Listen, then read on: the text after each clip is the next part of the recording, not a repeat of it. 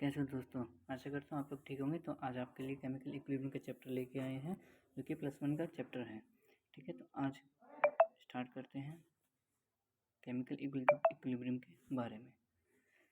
तो इक्विलिब्रियम होता है rate of forward reaction is equal to the rate of backward reaction. मतलब forward और बैकवर्ड के मतलब फॉरवर्ड का मतलब होता है रिएक्टेंट से प्रोडक्ट की साइड जाना और बैकवर्ड होती है प्रोडक्ट से रिएक्टेंट की साइड आना। देखिए आगे हम शुरू करते हैं।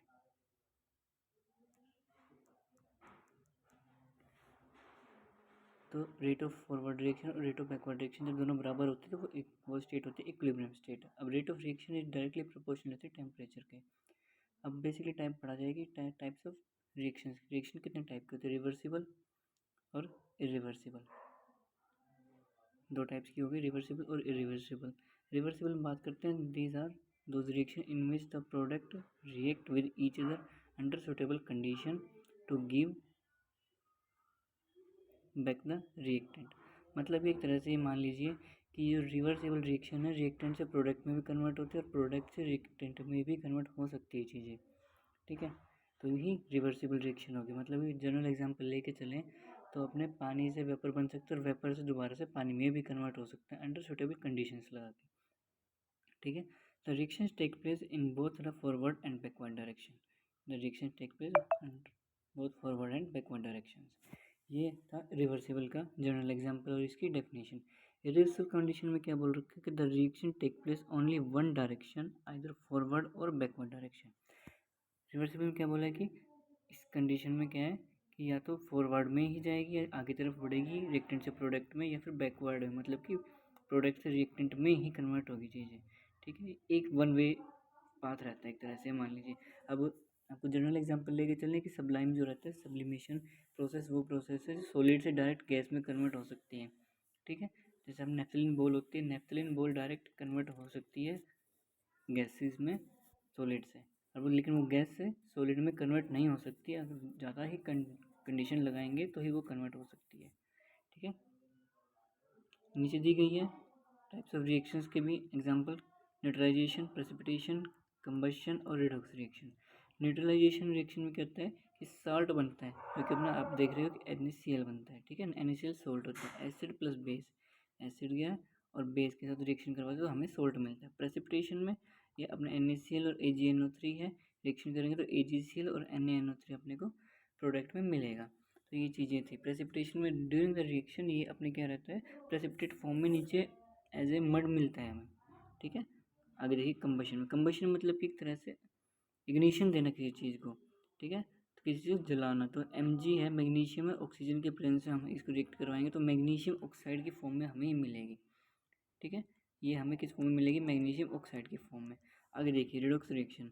रिडॉक्स रिएक्शन में क्या होता है कि एक तरह से रिडॉक्स रिएक्शन में ये होता है कि रिएक्टेंट से प्रोडक्ट में ऑक्सीडेशन भी होता है और रिडक्शन भी होता है। ठीक है, ऑक्सीडेशन क्या होता है, रिमूवल ऑफ हाइड्रोजन और एडिशन ऑफ ऑक्सीडेशन। ठीक है, ये तो होता है ऑक्सीडेशन। और रिडक्शन क्या होता है, वो ऑक्सीडेशन का उल्टा होता है, मतलब उसमें हाइड्रोजन ऐड होते हैं और ऑक्सीजन रिमूव होते हैं। ये दोनों प्रोसेस जिस रिएक्शन में होगी उसको क्या बोलते हैं, रिडॉक्स रिएक्शन बोलते हैं। ठीक है,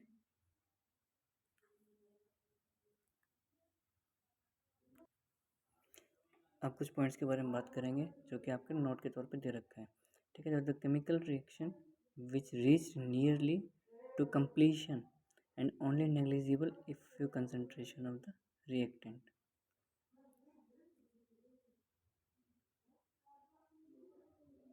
क्या बोला गया है इसमें, द कंप्लीट केमिकल रिएक्शन वो है जो रीच करती है, मतलब कि पूरी कंप्लीट रिएक्शन होती है एक तरह से, हमारे रिएक्टेंट कन्वर्ट होते हैं कम्प्लीटली प्रोडक्ट में। ओनली नेग्लिजिबल, आगे क्या बोला कि if few concentration of reactant is left, मतलब ये कुछ ही कंसंट्रेशन किसकी बचती है, रिएक्टेंट की बचती है।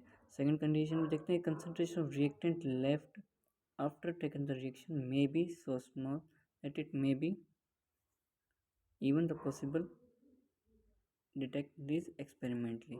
हम इसको सिर्फ किसके तौर पे निकाल सकते हैं, सिर्फ एक्सपेरिमेंटल के तौर पे निकाल सकते हैं। इनकी कंसंट्रेशन जो टर्म रहती है हम सिर्फ एक्सपेरिमेंटली ही निकाल सकते हैं, वैसे नॉर्मली कंडीशन में नहीं निकाल सकते।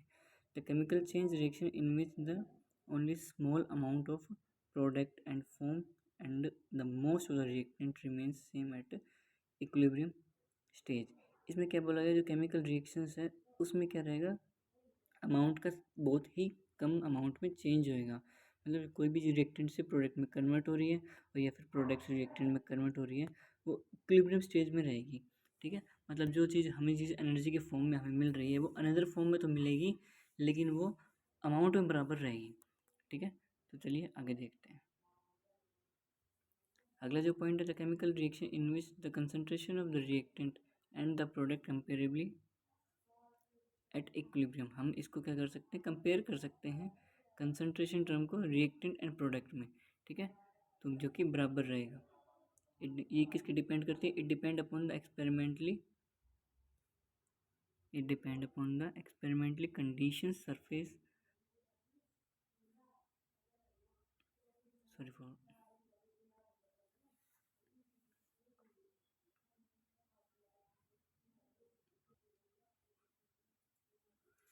ये किसके ऊपर डिपेंड करती हैं, it depends upon the experimentally conditions के ऊपर डिपेंड करती है कि हम उस पर कौन सी कंडीशंस अप्लाई कर रहे हैं, such as concentration of the reactant, temperature, pressure, volume, और भी काफ़ी सारी कंडीशंस हैं जो कि हम किसी रिएक्टेंट और प्रोडक्ट में हम देखते हैं।